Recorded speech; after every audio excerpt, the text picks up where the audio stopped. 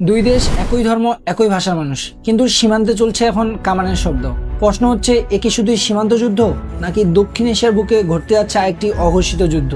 গত কয়েকদিন থেকে আফগানিস্তান ও পাকিস্তানের মধ্যে চলছে তুমুল সংঘর্ষ। এখন পর্যন্ত পাকিস্তান দাবি করছে তাদের আক্রমণে 350+ তালেবান যোদ্ধা নিহত হয়েছে। অপরদিকে আফগানিস্তানের দাবি তাদের আক্রমণে 52 জন সাধারণ মানুষ নিহত হয়েছে। দুই প্রতিবেশী দেশ যারা একসময় একই ভূখণ্ডের অংশ ছিল, তারা আজকে যুদ্ধের মুখোমুখি। আর ঠিক এর পেছনে ইতিহাস নিয়ে থাকছে আজকের এই ভিডিওতে, the hidden history behind the Pakistan and Afghanistan war. কাহিনী শুরু হয় মূলত ডুরান্ড লাইন নিয়ে। এজন্য আমাদের যেতে হবে কয়েক দশক পেছনে। সাল 1983। কোনো গণভোট নয়, কোনো জনমত নয়, একটি কূটনৈতিক চুক্তি ও একটি কলমের আঁচড়। আর সেই আঁচড় আজও দক্ষিণ এশিয়ার অস্থির সীমান্ত। 19 শতাব্দীতে মধ্য এশিয়া ছিল ভূ রাজনৈতিক দাবার বোর্ড।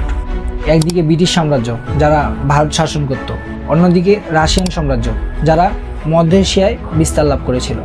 এই দুই শক্তির গোপন প্রতিযোগিতাকে বলা হতো দ্য গ্রেট গেম।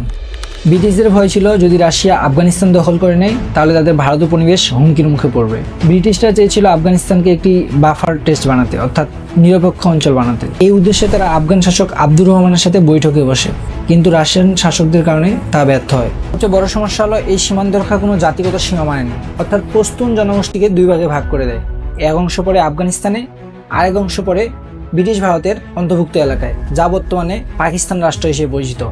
অর্থাৎ মুহূর্তের মধ্যেই ধর্ম, সংস্কৃতি সব বিভক্ত হয়ে যায়। 1947 সালে পাকিস্তান স্বাধীন হওয়ার পরে ডুরান্ড লাইনকে আন্তর্জাতিক সীমান্ত রেখা হিসেবে গ্রহণ করলেও আফগানিস্তান জাতিসংঘ সদস্য পদে আপত্তি জানায়, কারণ তারা ডুরান্ড লাইনকে বৈধ সীমান্ত হিসেবে মেনে নেয়নি। সোভিয়েত আগ্রাসন, মুজাহিদিন, তালেবান সবকিছুর কেন্দ্রে ছিল এই সীমান্ত রেখা, অর্থাৎ ডুরান্ড লাইন। বিশেষ করে পাকিস্তান ও তালেবানের সম্পর্ক সীমান্ত রাজনীতিকে আরও জটিল করে তোলে। 2021 সালে যুক্তরাষ্ট্র আফগানিস্তান থেকে সেনা সদস্য সরিয়ে নেয়। ক্ষমতায় আসে সেই যুদ্ধবাজ সংগঠন তালেবান।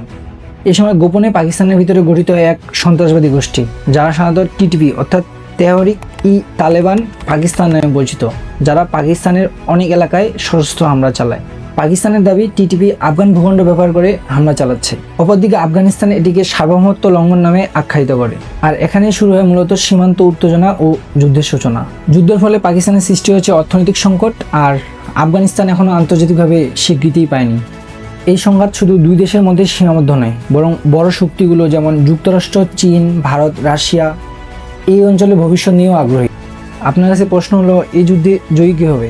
পাকিস্তান, যে কিনা চীন ও অন্যান্য শক্তিশালী রাষ্ট্রগুলোর সাথে অর্থনৈতিকভাবে জড়ালো, নাকি আফগানিস্তান, যা এখনও আন্তর্জাতিক পর্যায়ে নিঃসঙ্গ?